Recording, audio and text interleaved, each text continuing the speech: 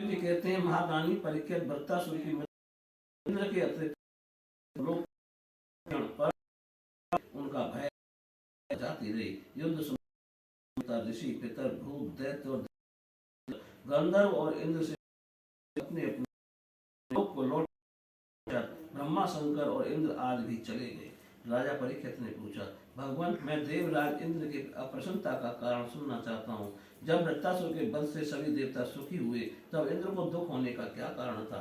श्री सुखदेव जी ने कहा, परीक्षित जब वृत्तासुर के पराक्रम से सभी देवता और ऋषि महर्षि अत्यंत भयभीत हो गए तब उन लोगों ने उसके वध के लिए इंद्र से प्रार्थना की, परंतु वे ब्रह्म हत्या के भय से उसे मारना नहीं चाहते थे।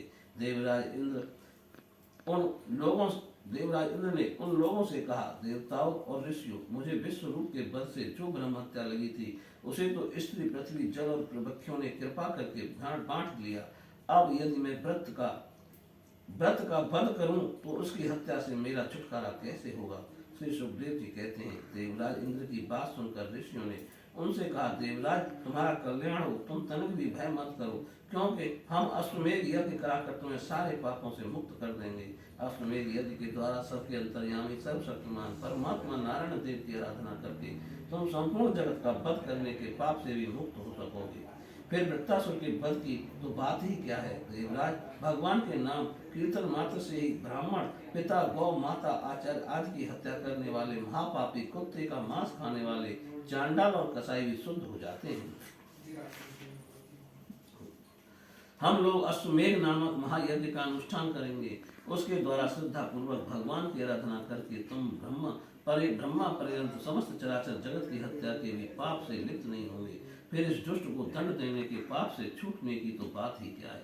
श्री सुखदेव जी कहते हैं, परीक्षित इस प्रकार ब्राह्मणों से प्रेरणा प्राप्त करके देवराज इंद्र ने वृत्तासुर का वध किया था। अब उसके मारे जाने पर ब्रह्म हत्या इंद्र के पास आई।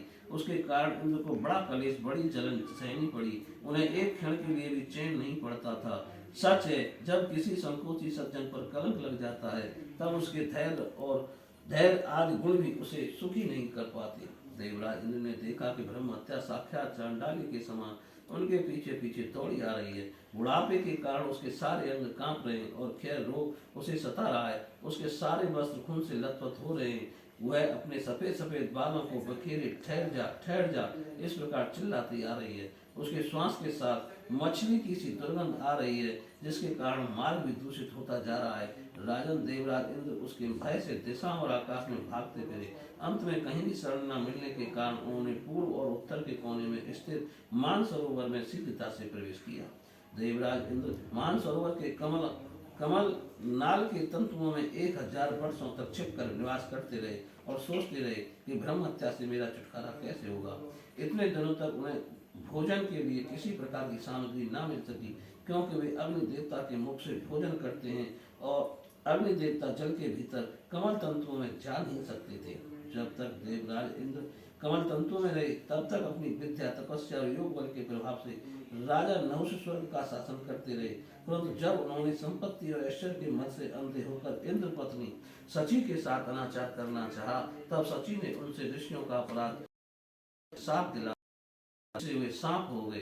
तदंतर जब सत्य के परम पोषक भगवान का ध्यान करने से इंद्र के पाप नष्ट हो गए, तब ब्राह्मणों के बुलवाने पर वे पुनः स्वर्गलोक में गए। कमल वन बिहारणी विष्णु पत्नी लक्ष्मी जी इंद्र की रक्षा कर रही थीं और पूर्वोत्तर दिशा के अधिपति रुद्र ने पाप को पहले ही निश्चय कर दिया था, जिससे वह इंद्र पर आक्रमण नहीं कर सका। परीक्षित इंद्र के स्वर्ग में आ जाने पर ब्रह्मर्षियों ने वहां आकर भगवान की आराधना के लिए इंद्र को अश्वमेध यज्ञ की दीक्षा दी। उनसे अश्वमेध यज्ञ कराया। जब वेदवादी ऋषियों ने उनसे अश्वमेध यज्ञ कराया तब देवराज इंद्र ने उस यज्ञ के द्वारा सर्वदेव स्वरूप पुरुषोत्तम भगवान की आराधना की।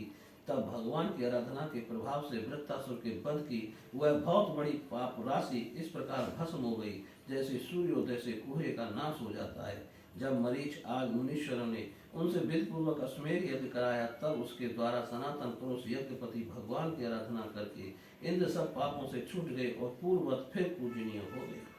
परीक्षित, इस श्रेष्ठ आख्यान में इंद्र की विजय, उनकी पापों से मुक्ति और भगवान के प्यारे भक्त वृत्तासुर का वर्णन हुआ है। इसमें तीर्थों को भी तीर्थ बनाने वाले भगवान के अनुग्रह आदि गुणों का संकीर्तन है। यह सारे पापों को धो बहाता है और भक्ति को बढ़ाता है। बुद्धिमान पुरुषों को चाहिए कि वे इस इंद्र संबंधी आख्यान को सदा सर्वदा पढ़ें और सुने।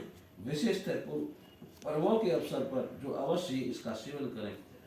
ये धन और यश को बढ़ाता है, सारे पापों से छुड़ाता है, शत्रु पर विजय प्राप्त कराता है तथा आयु और मंगल की अभिवृद्धि करता है। बोलिए श्री कृष्ण भगवान की जय।